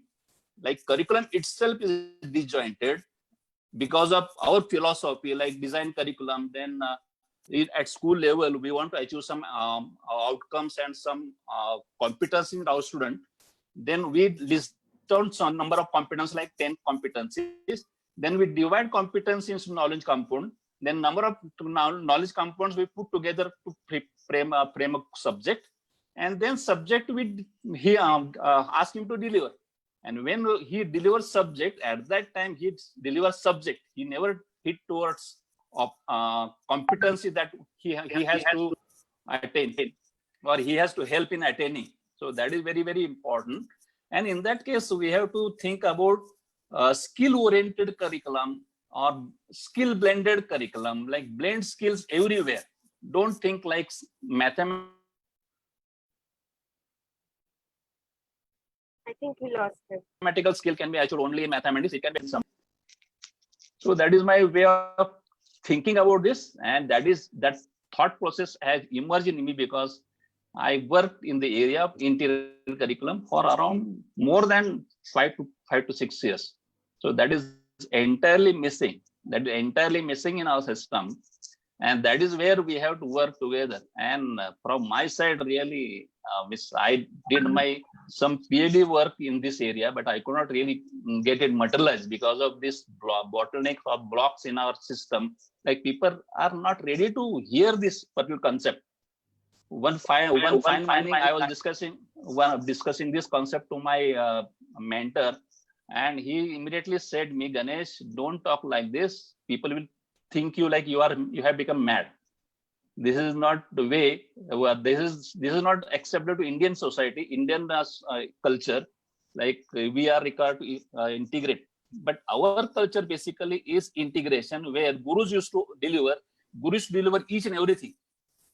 So that parampara is there with us, but that parampara has broken because of we have made our education westernized education by dividing many things.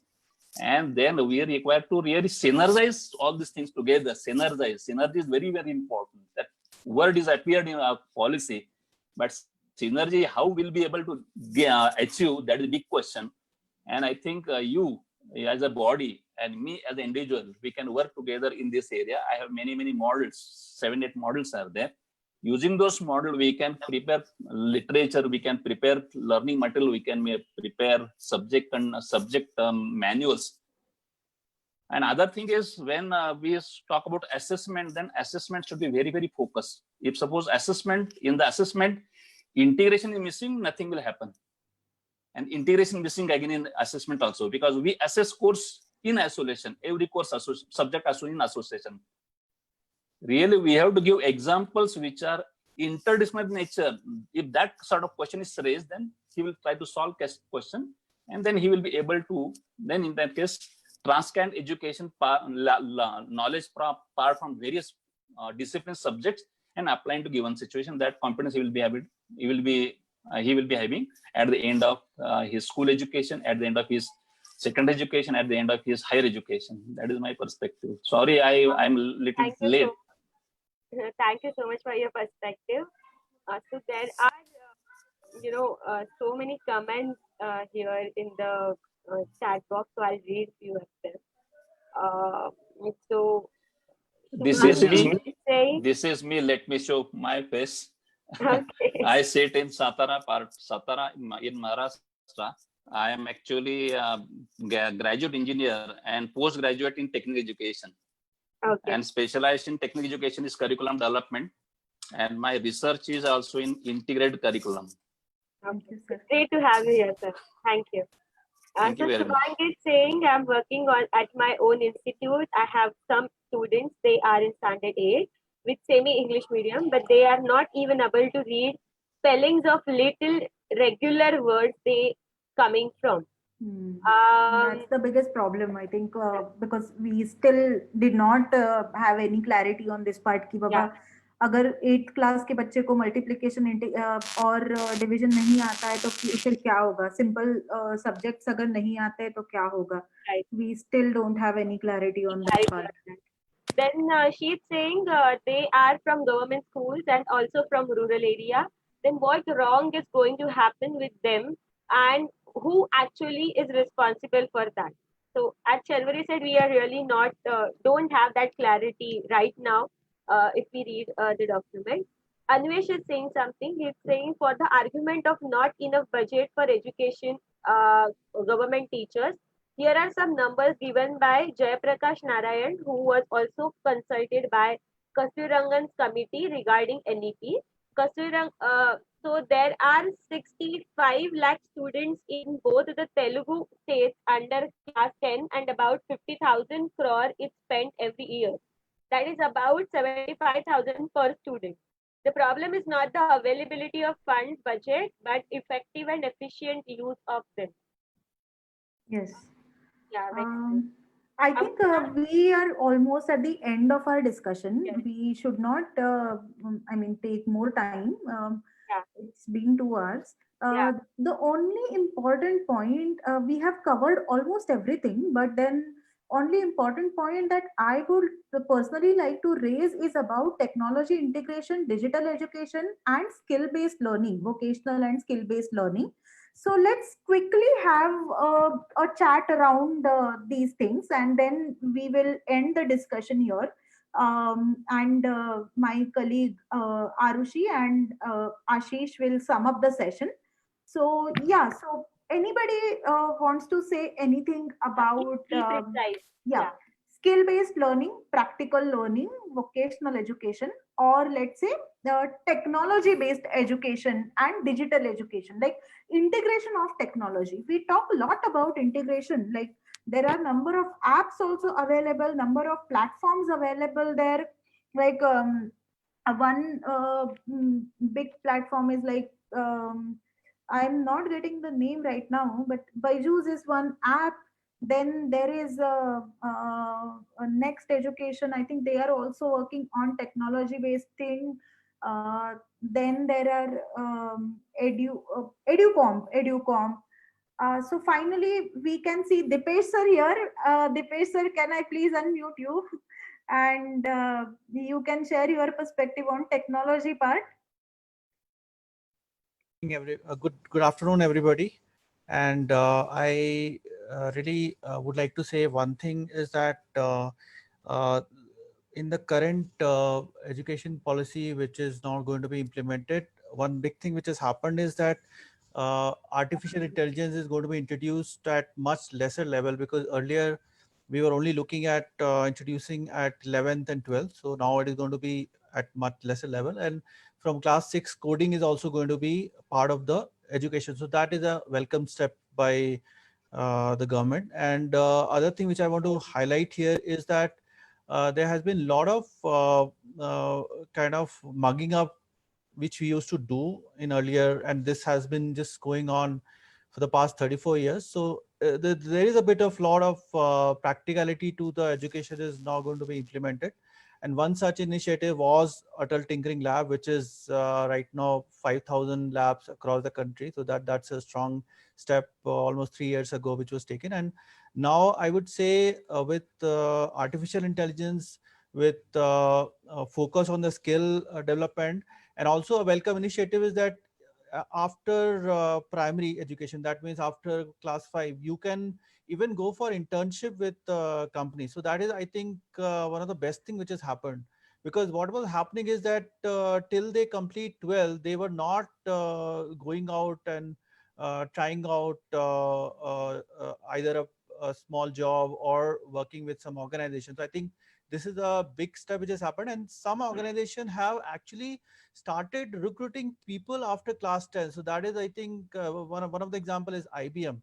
I would like to name that organization. So these things have already started, and if government is noticing that, and if industry and academia are going to go in tandem, then I think this is going to be a very big step, and this is a welcome step by the Modi government. So hats off to them. And now I clearly want to follow how this is going to be implemented, because they are saying 2021-22 academic year this has to be in existence. So I'm just keenly watching that, and I wish all the very best. And thanks for the initiative, Ruchira and Makeshift and Sharwari. Thank you. Thank you. Yeah, so there's a debate also on technology, integration of technology, and how much technology to students should get to learn, and can they specialize in technology in school time. We I mean there are multiple perspectives. But right now, with time limitation, we cannot have all. Ayush, do you want to say something, because your hand is raised from some time? So quickly I'll unmute you and you can share your perspective.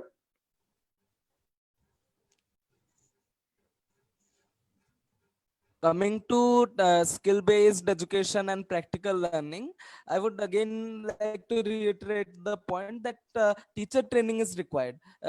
Teachers have to change the pedagogies. Students are these days, students are enthusiastic. Students are ready to do things practically. But the thing is, teachers are not prepared for it, and teachers don't teach practically actually. Even if we have labs in schools, like we have special practical classes where we go and perform activities guided by the teachers, but we never see that activities are integrated along with classroom teaching. So that's what needs to change. And coming to integration of technology, what I feel is first we have to improve accessibility, because we are at such a stage that the majority of government schools don't even have a computer lab, and how can we think of integrating AI there? Yeah, that's the concern that we also wanted to raise कि बाबा इतने सारे schools हैं, उनमें कुछ है ही नहीं, सुविधाएं ही नहीं है, तो फिर वो कहाँ से चीजें जाएंगी. Ankita is saying there is some news going on where they are saying that becoming IAS would be easier than becoming a teacher. um, let's wait for that. Let's wait for the situation to evolve. Thank you everyone for this wonderful dialogue. We seriously don't have much time now. Yeah. Prisha is saying, let's propose Ayush for inclusion on decision making government educational groups. So we are very proud to have Ayush with us, because Ayush was associated with us with for the next education. He is one of our change maker. He has proposed some assessmental reforms, and we are going to include that as his pilot in our sessions, a few sessions, and let's see what happens. Anvish is saying some new insights I've gained. Thanks for organizing the session. Lily ma'am is saying very interactive session. Thanks for organizing. Thanks to all of you. Let's have a picture together, yeah. Yes. I mean, Lily please. wants to say something. So can you Okay. unmute him? Yeah. Sure.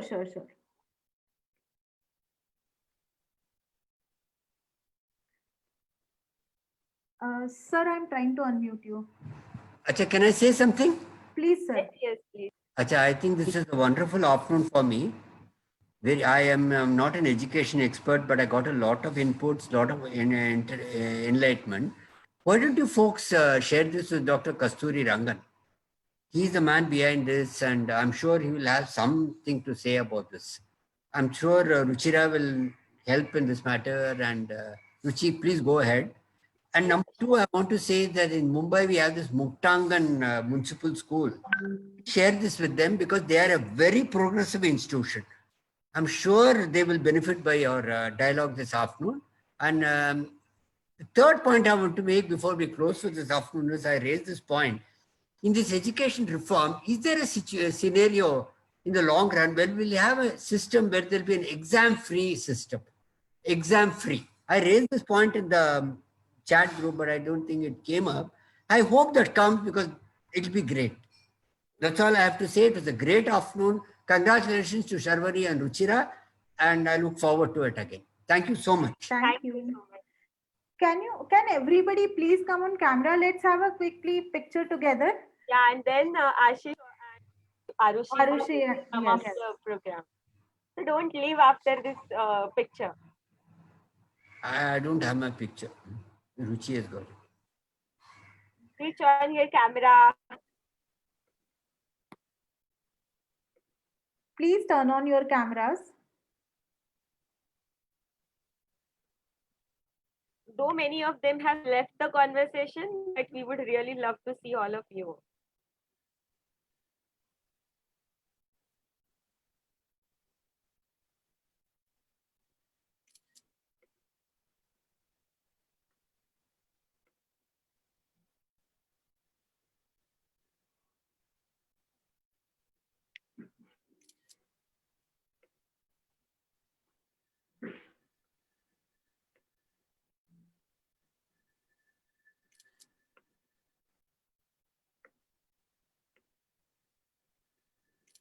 Thank you so much. Thank you. Can we move to Ayush and Ashish now Yeah. for the for summing up the session?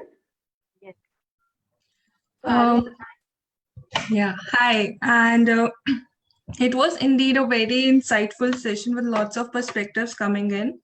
So at one point where we like the 4 level of certification on the One other, second, Arushi, please turn on your camera. So that I have a very low bandwidth, so that is the reason. Yeah. Okay. So yeah, on one level, when we were liking the aspect of 4 level of certification, on the other level, we had some various stakeholders coming in and said, okay, we need more autonomy. Then we have this perspectives coming in where people feel that they'll have better opportunities as they'll get the chance, freedom of choice and freedom of flexibility in subjects. And still then we have issues like of implementation coming in. It was rightly said that this is a very visionary policy document wherein implementation aspects have to come in. And there was one amazing point which says that it is the community of participants. This is a policy, and we as a community, we as various stakeholders of this education system have to come together and work in coherence with each other to make this a reality, bringing in the positive aspects to make it a reality. We had many things coming up, like what can be done better, bringing contextualization, using it as a maybe a larger umbrella to look at, but actually contextualizing at our own levels for our own students and integrating not only subjects, but the teachers and their attitudes and their mindset. Definitely, it's not a technical problem wherein a solution can be given. It is a blended problem because it involves various stakeholders, various people coming in, and it's very difficult to work with mindsets. It was very rightly said that we have to work with the mindsets and the attitudes, and the status of the teacher has to be improved. The autonomy to the student has to be given. The change in the curriculum has to happen. So yes, it is a very blended problem in nature. And as Amy Gutman also says, like, it is not sole authority of one stakeholder to actually lead the education system, but everybody coming in together. So I think we can close us on this note, and I'll take it, pass it on to Ruchira and Sharvari and Ashish to take it further. But I can say that it is us who can bring in the change and actually lead the positive points of the policy and take it forward. Thank you. Thank you so much, Arushi. Ashish? Yeah, hello. Can you hear me? Yes, but we can't see you. Can you turn on your camera? Yeah. Thank you. So actually, I have like a few points. Like Arushi has like covered everything, but it was very insightful session, Sharvari and Ruchira, and what was like great insight for me as well, coming from an education background. So I would like to share a few points, from the NEP first, which were the highlight for me, which was like multilingualism, 10+2 was scrapped, context-based learning. What about MPhil and masters? What about major and minor subjects? What about assessments? So there is very clear confusion about this because the NEP doesn't talk clearly about it. That's very true. I would also like to highlight few points from the participants' perspective. Like some said, like the CC pattern has already been failed, and they are only been talking about the NCF 2005. It's repeated. Some things are repeated. They're talking about 4-year B.Ed program. How is that gonna be like? they are not clear, like what is this teacher education. Like some said, psychology plus child, or child education should be the priority, but like B.Ed shouldn't be that. So then the 6% of GDP was an issue. Like, is it enough? Then the ECC, what, like the good point was the ECC was included, and 3 to 18 years was now the age for free and compulsory education. So there were also issues like, what about DPEP, joyful learning? The expectations are not clear about it. So yeah, that was a major thing. I thought like the discussion was going on, and it was very insightful. Yeah, that's all for me. Thank you. Thank you. Thank you, Ashish. So let's have some last comments. Anjali ma'am wants to say something. I'll unmute her.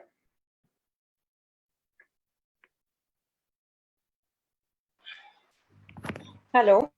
Yes, ma'am.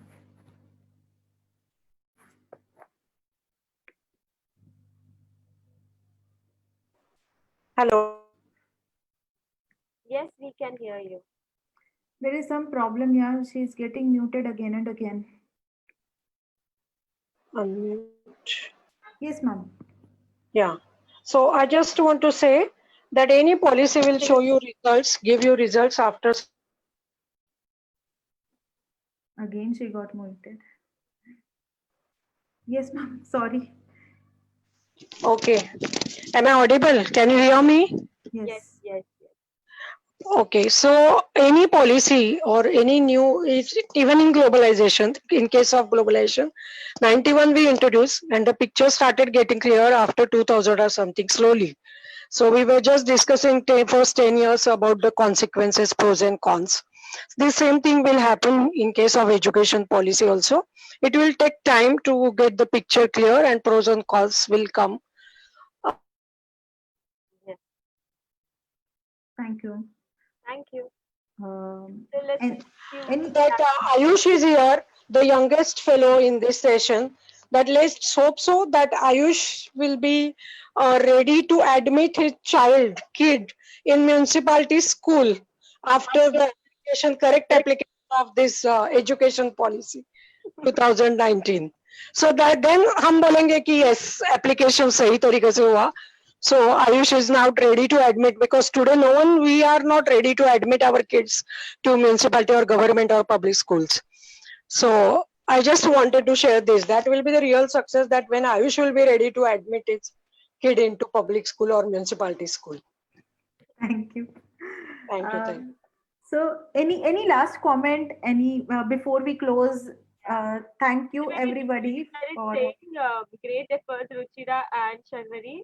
You are the torch bearers for the change through makeshift. As Mahatma Gandhi said, be the change you want to see around you. Congratulations and all the best. I think this is not possible without you all. I mean, we just proposed this idea, but people like you came forward and supported this whole thing. That's why it is a success. I mean, within a one day, less than 24 hours, our seats were full for this program also. And that was again a very new thing for us. I mean, a different thing for us, that so many people want to discuss policy. They want to share their perspectives. They want to know others' perspective. And that is a very important thing. We all have that potential. We always say, I mean, you don't have to do वो क्या बोलते हैं, रात में होने वाली एक रात में होने वाली क्रांति हमें नहीं करनी है. Revolution doesn't happen in one day, in one night. So we all have that spark in us, and we all are change makers in our own way. We just need to come together. Definitely. Thanks, Ruchira. And thank you, everybody who is present here. Vivek sir, Anjali ma'am, Ganesh sir, Ayush, Lily ma'am, Nikhil, Presha, everybody. I can't take everybody's name, but then thanks everyone for joining this session, sharing your insights, because this is how this community will also grow. We have this group of education design network. Please follow that on Facebook. Ruchira, can you please mention the group's link on Facebook, so that you can also join it on the chat, WhatsApp chat, because we do allow, we have the purpose of one of the purpose of this group is like being connected, discussing diverse topics of education and understanding, where things can converge, we can collaborate, or let's say you can collaborate with others. You can also talk about your work, your stories. There are few guidelines of the group. This is the link for chat group. We'll share the link for Facebook group. I think all of you must have got it on email. Ruchira, that is on private message. Can you please make it public? Yeah. So one of the things that I would just say that, okay, let's come together, let's do certain things together, so that, and let's continue with these kind of dialogues, so that the implementation of policy, it's not entirely in our hand, but we can definitely play a role, a small role in it, so that we can become the flag bearers of the change. Like I said, Ayush is wonderful example of that, and everybody else who participated in next eduthon was a change maker in themselves. Like Amruta is here, so Amruta has been doing great work. Lily ma'am has been working on some other framework, like, so for technology education. So I think it is between us. We are the change, we are the people who make that change. And makeshift completely believes in, changing mindset of people, working on mindset. We do choose difficult things to do, but then they are required to do. We work on innovation mindset, entrepreneurship mindset. Next weekend, like Friday, Saturday, Sunday, we have a boot camp with students of 9th, 10th, 11th, 12th on design thinking. We continuously keep on doing these dialogues, like coffee conversation with few experts, let's say few sessions on education, few sessions on education dialogue. These dialogues are not so frequent, but we will make it frequent going forward. Let's come together, let's become a community in, let's keep this community intact, let's keep the spirit going. That's all I have to say. Thanks a lot. I have one last request to all the participants who are present right now.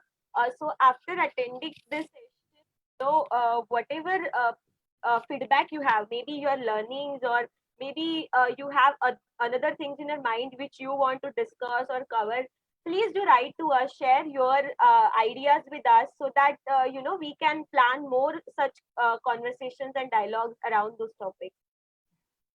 Yeah, so our email ID is makeshiftedc@gmail.com. Yeah. Let me quickly share Facebook link of makeshift as well, so that you could like the page, and you will get updated with our with the details, with the kind of activities makeshift do. So yes, so this is great. I mean, it is amazing to see such diverse views, such diversity was there in perspectives in the kind of attendees in this event.